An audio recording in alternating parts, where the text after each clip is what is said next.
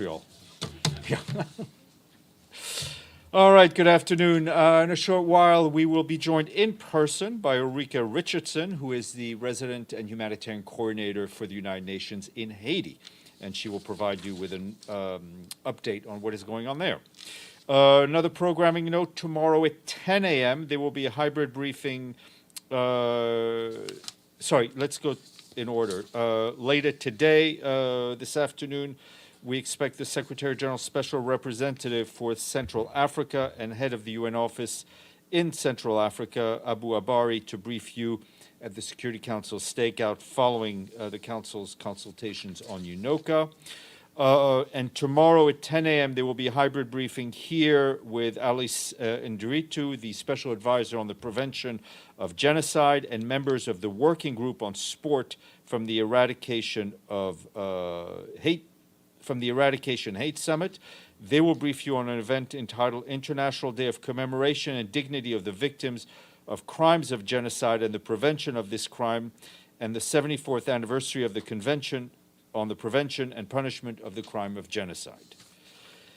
In a statement we issued very early this morning, the Secretary General expressed his concern over the political situation in Peru. He condemns any attempt to subvert the democratic order. He calls on the parties involved to uphold the rule of law, as well as to remain calm and refrain from inflaming tensions. The Secretary General this morning spoke at the General Assembly session to mark the 40th anniversary of the adoption of the UN Convention of the Law of the Sea. He said the treaty's near universal acceptance reflects the fundamental importance of the landmark convention and its legal framework and related instruments to countries around the world.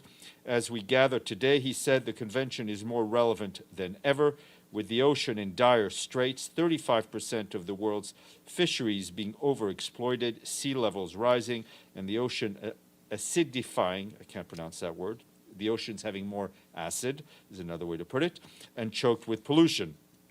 The convention's 40th anniversary is an important reminder to continue using this critical instrument to tackle today's challenge, the Secretary General said. Among other things, he added, that means concluding next year the agreement on marine biological diversity of areas beyond national jurisdiction being negotiated under the convention. The agreement is long overdue and critical to restoring the health, resilience, and productivity of the oceans. Update for you from the Democratic Republic of the Congo, where the preliminary inquiry conducted by the mission and our human rights colleagues have confirmed that at least 131 civilians, that's 102 men, 17 women, and 12 children have been killed by the M23 during what was described as reprisal attacks against civilians.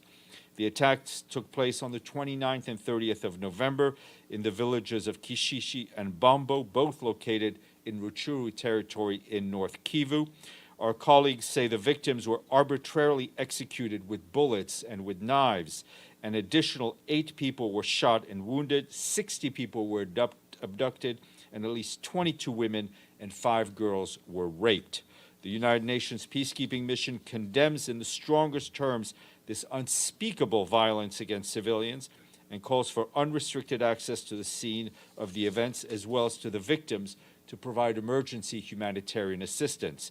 The mission welcomes the decision of the Congolese authorities to initiate legal proceedings against the perpetrators of these violations of human rights and international humanitarian law.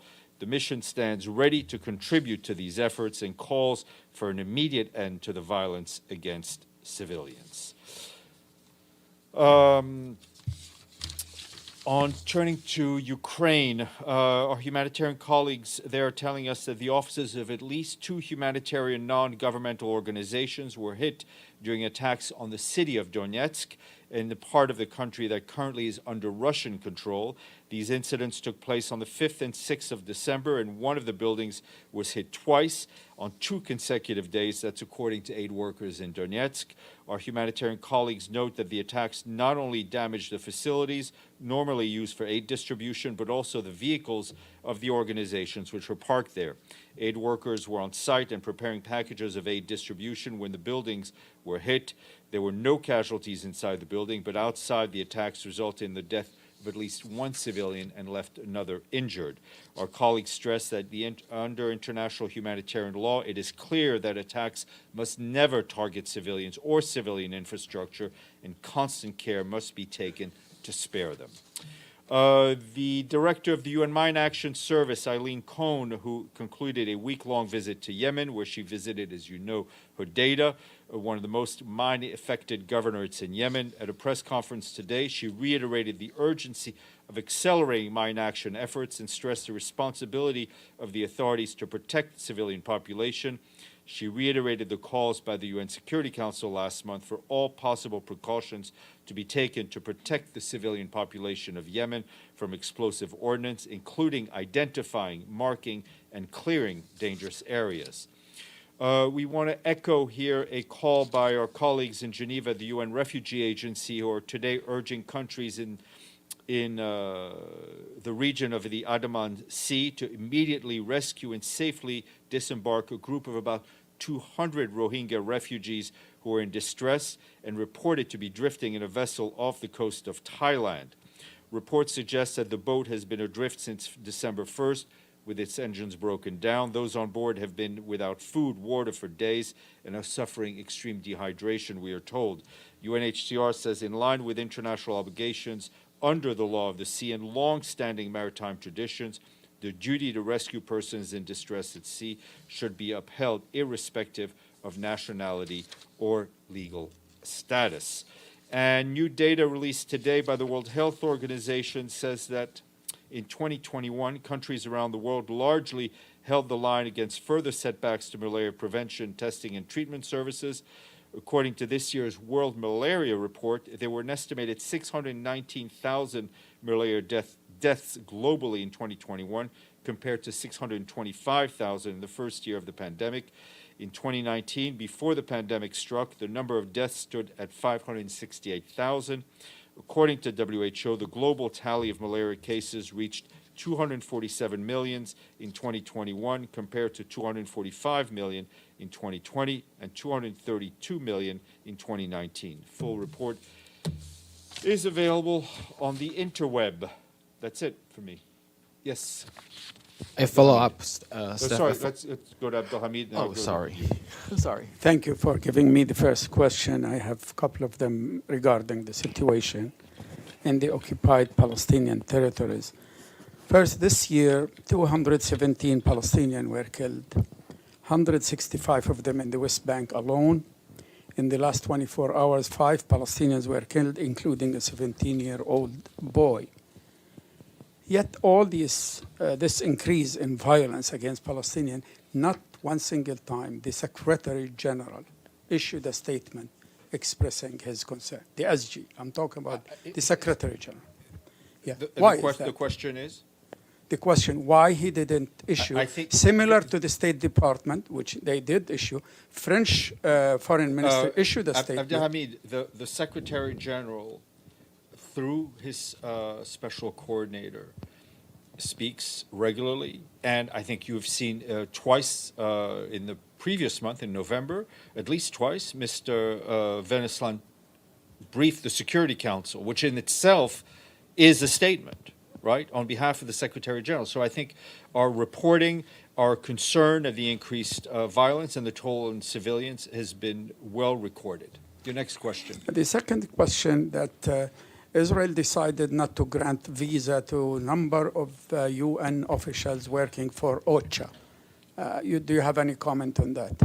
Well, we're aware that visas, from what we're told, will not be processed in the coming months for some newly recruited staff from OCHA in the occupied Palestinian territory. We're, of course, concerned that this could have a significant long-term impact on ours and the wider humanitarian community's ability to support Palestinians in need. The impact on OCHA's facilitation of the response planning for 2023 is already being felt. We're, of course, remaining engaged with the Israeli authorities on this issue, and we hope it does get resolved. Deji, and then we'll go to you, Edie. Sorry. First, a quick follow-up. You mentioned that 2 NGO organizations have been hit in Ukraine. They're both in Donetsk. Yes, they're in Russian-controlled parts of Ukraine. So do you have any idea who attacked the? We don't have neither the mandate, the presence, or the ability to do forensics on these things. Okay. But regardless of that, we know the result. Okay. So about the traveling of the Secretary General, he just came back from COP15. Is he going to go to there in the final stage of the No, conference? I do not expect him to return to Montreal. We may see the Deputy Secretary General go there for the second half. And one last question. Today in the General Assembly, when the Secretary General delivered his remarks on the Convention on the Law of the Sea, he talked a lot about the how to say biological impacts of the importance of this convention, but he barely touched the political side, which we know many countries have disputes. So, does the Secretary General think that this convention also can play a vital role for the political to settle the political issues? In terms of?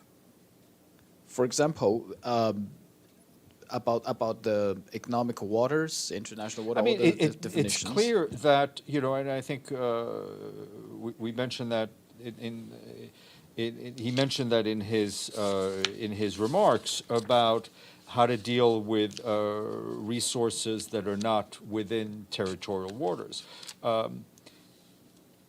As a general rule, we are a strong believer that international frameworks, international treaties, and conventions provide a platform through which member states can resolve differences through established structures as opposed to increasing tensions. A follow-up on that. We know the code of conduct in the South China Sea is still in the making. I think this year we saw a lot of statements from the regional countries. Do you think that would be positive if they finally reach a deal on the code of conduct in that region? I think our position on the situation in South China Sea is unchanged, and we do hope it gets resolved. Yes, Edie.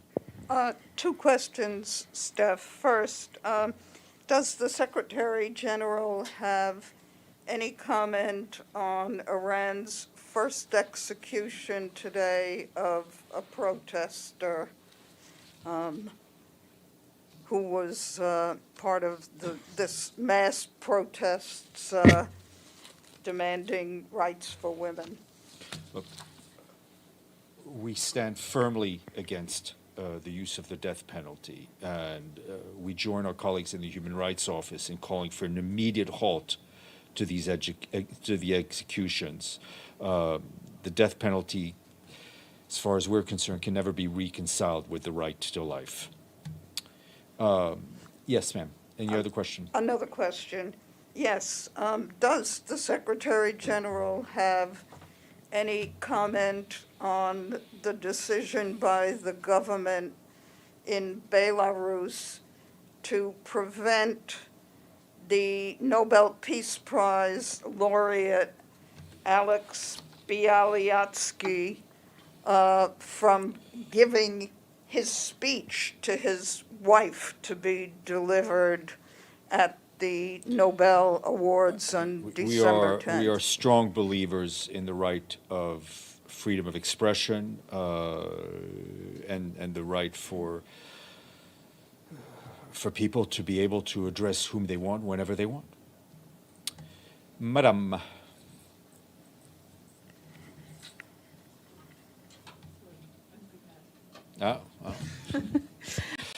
Just a follow-up on the law of the sea. You mentioned the BBNG negotiations. The BBNG? Don't you throw acronyms at me. The High Sea Treaty Yes, negotiation. yeah. Sorry. I mean, this negotiation was supposed to be concluded a month ago. There's still no date, if I'm correct, about a sixth and final, hopefully, session.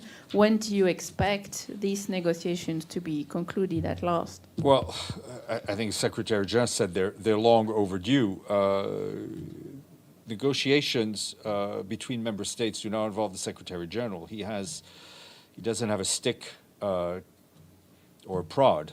He just can only express words of strong encouragement for member states to come to an agreement, given what's at stake here, notably the health and the strength of and the resilience of the oceans. Mian, yep.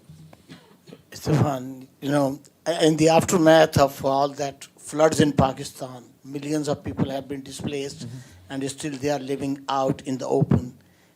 Winter has arrived, the misery is increasing. Secretary General was kind enough to visit Pakistan, assure all the kind of help.